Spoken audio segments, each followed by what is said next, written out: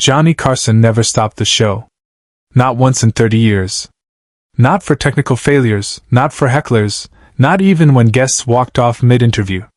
The Tonight Show had a rhythm, a machine-like precision that millions of Americans depended on every weeknight at 11:30 p.m. Johnny kept it moving. Always.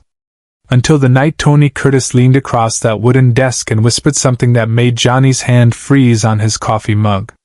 The band stopped playing. Doc Severinsen lowered his trumpet mid-note. Ed McMahon, who had seen everything in 3 decades behind that curtain, went completely still.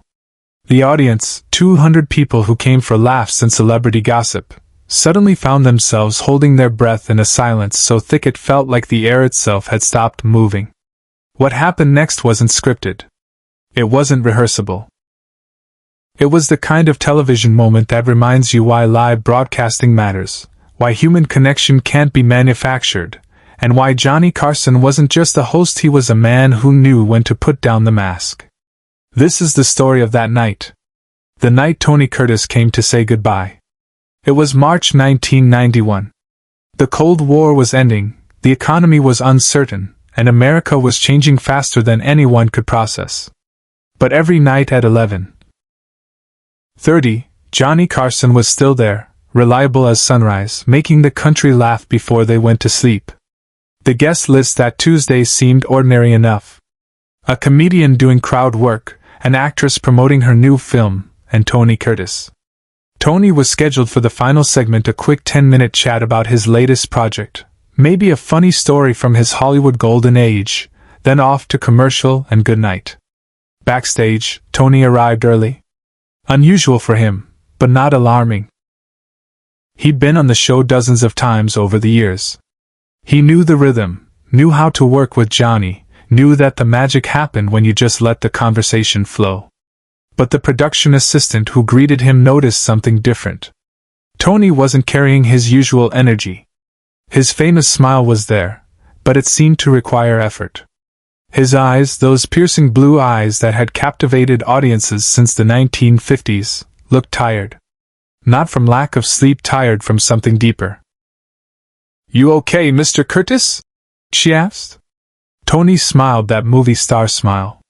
"Never better, sweetheart. Never better." But his hand shook slightly when he signed the guest log. Carson stopped mid-monologue. The entire studio froze. Johnny was in the middle of a joke about Congress. The audience was laughing. Everything was normal. And then his eyes caught something in the wings. Tony Curtis standing there, watching. Not with the eager anticipation of a guest waiting for his cue. With something else. Something Johnny recognized from years of reading faces across that desk. Johnny paused. The joke hung unfinished in the air. He glanced at his cue cards, then back at Tony. A decision formed in real time, a decision no producer would have allowed, no network executive would have approved.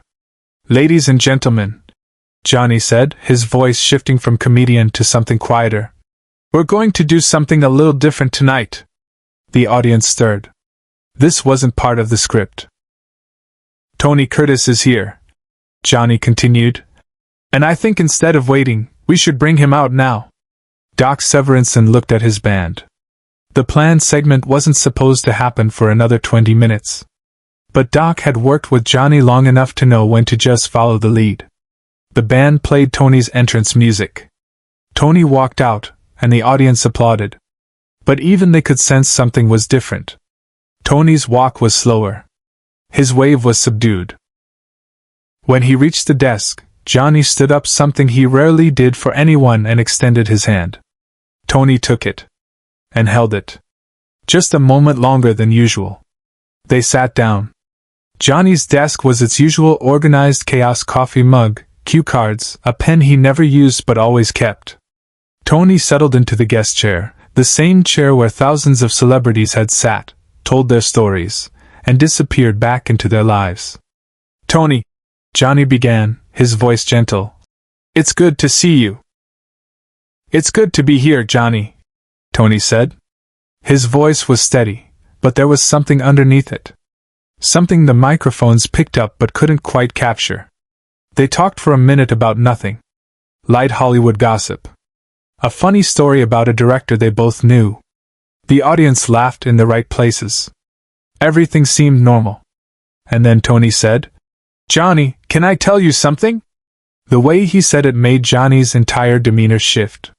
The host disappeared. The friend emerged. "Of course," Johnny said. Tony leaned forward. The cameras stayed wide, respecting whatever was about to happen. The studio audience went silent not because they were told to, but because they could feel it. "I'm not here to promote anything," Tony said quietly. "I'm here because I wanted to sit at this desk one more time."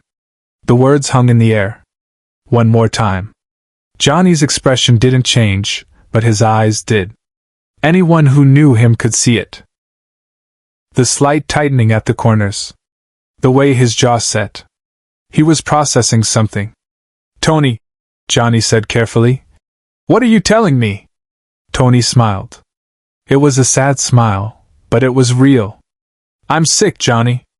Really sick. And the doctors, they've given me some time, but not a lot of it." The studio went so silent you could hear the hum of the stage lights. Johnny didn't look at the cameras. He didn't look at his producers in the booth.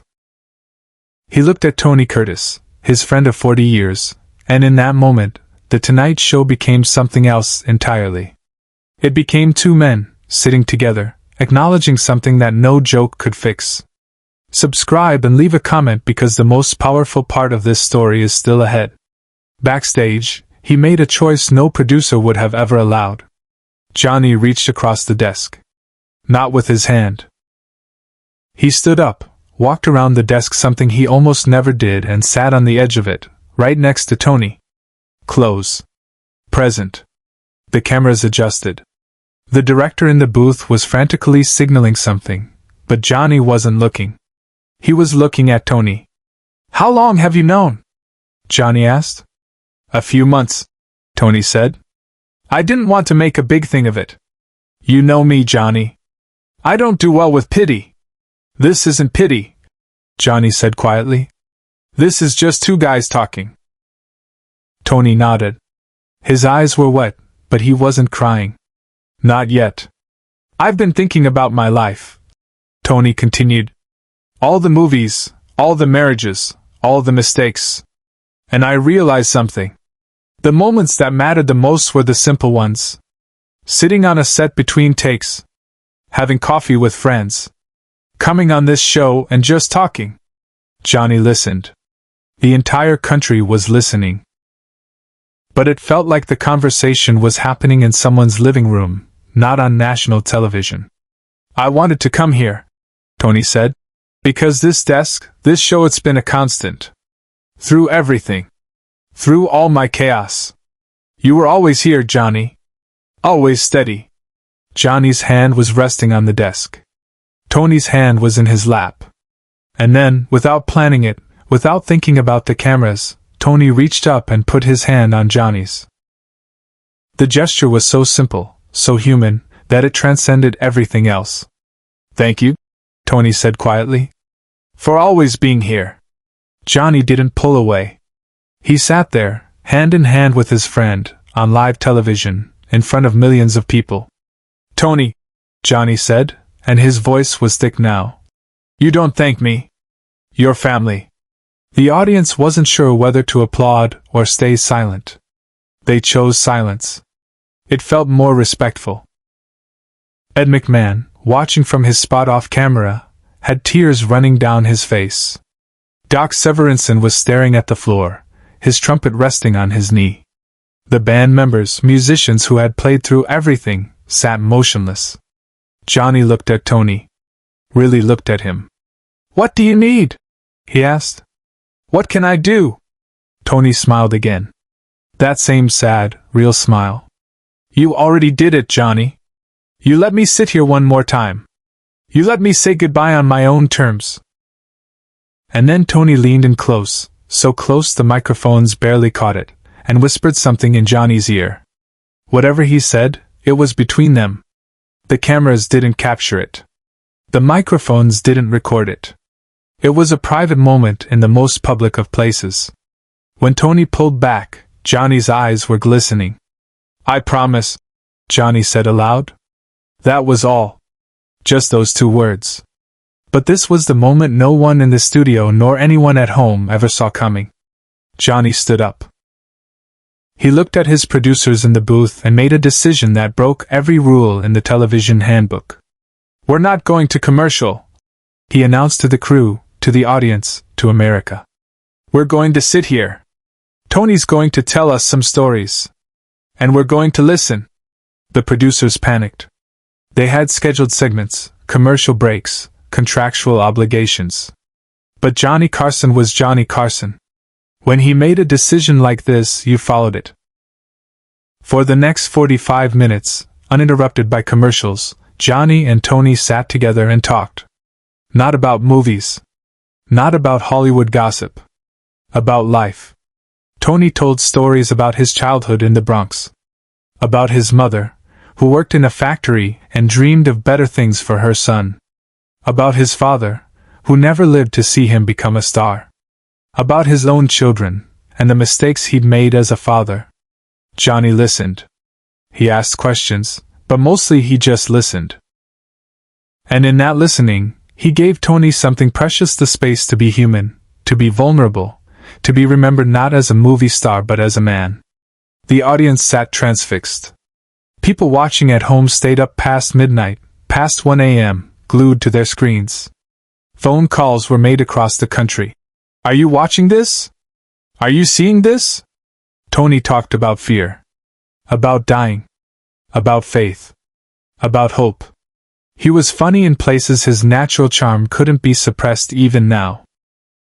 He was serious in others. He was real. And Johnny sat beside him, present in every moment, holding space for his friend's final performance. At one point Tony said, "You know what I'm going to miss most? Laughing. Just that feeling when something is so funny you can't breathe." "When was the last time you laughed like that, Johnny?" Johnny thought about it. "Last week. My grandson told me a joke. It wasn't even that funny, but the way he told it, the way his face lit up when I laughed. That's the stuff that matters, Tony." Tony nodded. "That's it exactly. That's what I'm talking about." There was a moment then, a pause where either of them spoke. The camera held wide. The studio stayed silent. And in that silence, something profound happened. The audience began to applaud. Not loudly. Not dramatically. Just a gentle, sustained applause that grew and grew until everyone in the studio was standing. They weren't applauding the show. They were applauding Tony. They were applauding life, and courage, and the human capacity to face the end with grace. Tony stood up. Johnny stood with him. And Tony hugged Johnny Carson in a way that transcended television, transcended fame, transcended everything. "Thank you," Tony whispered again. "For this. For everything." Johnny held him. "You're going to be okay, Tony." "I know," Tony said. "Because of nights like this." Share and subscribe. Make sure this story is never forgotten. When the show finally ended, around 1:30 a.m., the crew stood in place. No one moved. No one spoke. They had just witnessed something that felt sacred. Johnny walked Tony back to his dressing room. They talked for another hour, privately, away from cameras. What they said remains between them. Tony Curtis died 6 months later. But before he did, he told his family about that night. About how Johnny Carson gave him the gift of being seen, of being heard, of being human one last time on the stage that had defined so much of American culture. Johnny never spoke publicly about that episode. When reporters asked, he simply said, "Tony was a friend. You show up for your friends." But people who were there that night, crew members, audience members, they tell a different story. They talk about how, after Tony left, Johnny sat alone at his desk for 20 minutes. Just sat there, in the empty studio, with the lights still on. Ed McMahon found him there. "You okay, boss?" Johnny looked up. His eyes were red. "We don't get enough time, Ed. We never get enough time." Ed nodded. He didn't need to say anything else. The episode aired as it happened. NBC's legal department had concerns there were contract issues, sponsor issues, all sorts of corporate complications. But Johnny Carson was in his final year of hosting. He had leverage. And he used it. "This airs as is," he told them. "Every second. No edits. No cuts. This is television the way it's supposed to be." And it did. The response was overwhelming. Letters poured into NBC by the thousands. People writing to say they'd cried. That they'd called their estranged family members. That they'd been reminded of what matters. One letter, which Johnny kept in his desk drawer until the day he retired, read, "Dear Mr. Carson, I watched you and Tony Curtis last night. My father is dying. I called him this morning. Thank you for reminding me that time is short, and love is everything." Johnny never threw that letter away. Years later, when Johnny himself passed away, his family found something in his office. A photograph, tucked inside a leather folder. It was from that night. Johnny and Tony, sitting at the desk, hands clasped, two men who understood that in the end, all we have is each other. On the back, in Tony's handwriting, "To Johnny, you kept your promise. See you on the other side. T." Whatever Tony whispered that night, whatever promise Johnny made, it stayed between them. Some things are too sacred for cameras. Some moments exist only in the space between two people who know what it means to be truly human. That's what made Johnny Carson more than a host. He knew when to be funny. But more importantly, he knew when to just be present. To hold space. To listen. To let someone be seen. And on that night in March 1991, he gave Tony Curtis the greatest gift one human can give another: dignity, connection, and a moment of grace before the curtain falls.